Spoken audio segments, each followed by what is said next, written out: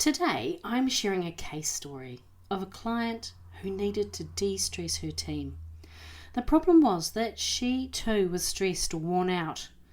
One of the key ingredients for burnout is constantly giving but not replenishing your own energy enough. In today's episode, I'm talking about why managing your team is an Olympic sport and how sharing what she did to de-stress her team alongside healing herself. This framework can create a healthier workforce, and it can also build a closer, more cohesive team. Let's get started, shall we? Well, hello, beautiful people, and welcome to the Project Joyful podcast. I'm your host, Tracy Tutty, your medical herbalist and high performance coach. So, hey, Project Joyful isn't just about being happy. It's about consciously creating a life you love. It's about remembering how to reconnect with your soul-centered joy. You know, that joy that comes from doing what you love, from living on purpose, and from being in a life that allows you to experience deep joy moment by moment. So hey, let's get started, shall we? My client was faced with an interesting dilemma. The results of an employee survey showed that her team were stressed.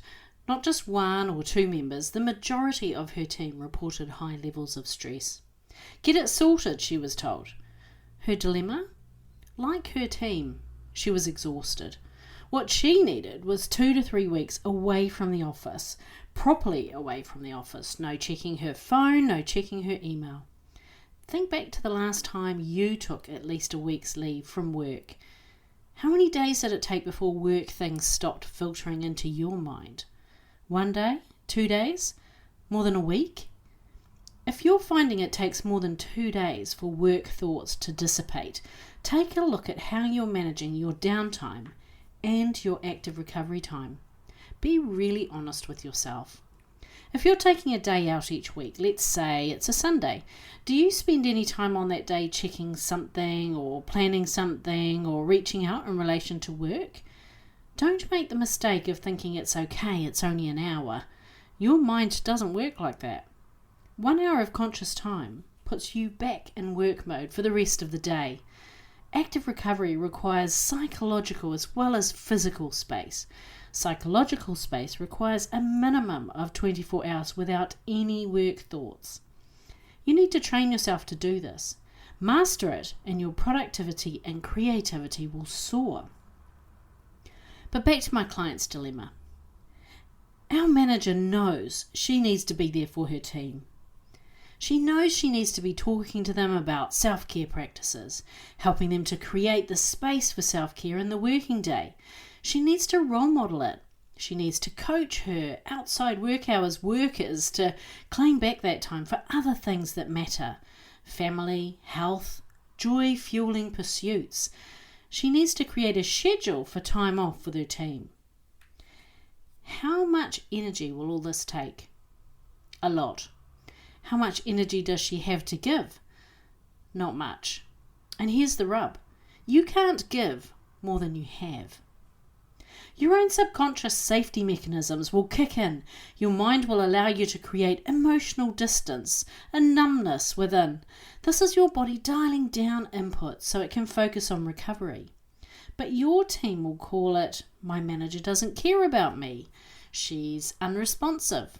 I can't talk to her about what's going on with me right now.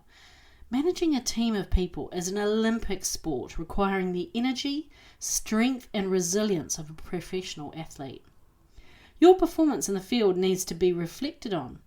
What did you do well today? What could you have done better? How did you contribute to what happened today? Are there any conversations that you need to have tomorrow to clarify a conversation from today?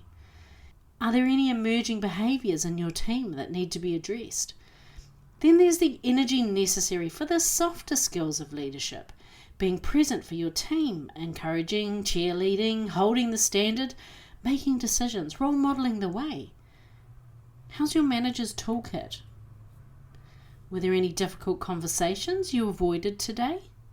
If so, when will you have them? And when will you spend the time in critical thinking, planning for that conversation? Just like the safety procedure on a plane, our manager needs to put her oxygen mask on first before she can help her team. She needs to rebuild her energy first, but there's an upside in this. If she's able to have the honest and authentic conversation with her team, what if your manager came to you and said, "Hey guys, I've been a bit stressed lately and I'm feeling a bit worn out, so I'm guessing that if I'm feeling this way, then chances are that you are too. Here's my plan for getting my energy back," and then talk through your plan. Invite discussion on it so your team has the opportunity to review their energy pillars and any changes that they could make. Make the conversation light and engaging. Think about how you want them to feel through this conversation. Have some checklists ready so your team can easily access more information on a particular energy strategy. We have these available in the Corporate Sage Effect. Start with self-reflection questions such as, how's my sleep? Am I regularly getting 8 to 9 hours a night? What's the quality like? How's my nutrition? How's my sleep? Am I regularly getting 8 to 9 hours a night? What's the quality like? How's my nutrition? Can I see a rainbow of colours on my plate, or is there a bit too much beige? Where's my sugar like? What's my sugar intake like? Don't forget to count the sugar in those so-called energy drinks. How's my movement levels? Is it consistent? Could we up our steps by introducing walking meetings? Could we create a daily steps challenge? Yes, you need to rebuild your energy first, but there are ways of bringing your team along with you. Block out some time in your calendar for critical thinking and get creative on fun, team-based ways of introducing more energy-building practices into your day. Sending you lots of love. Bye for now. Hey, thanks for listening to today's podcast. Can I ask you a favour?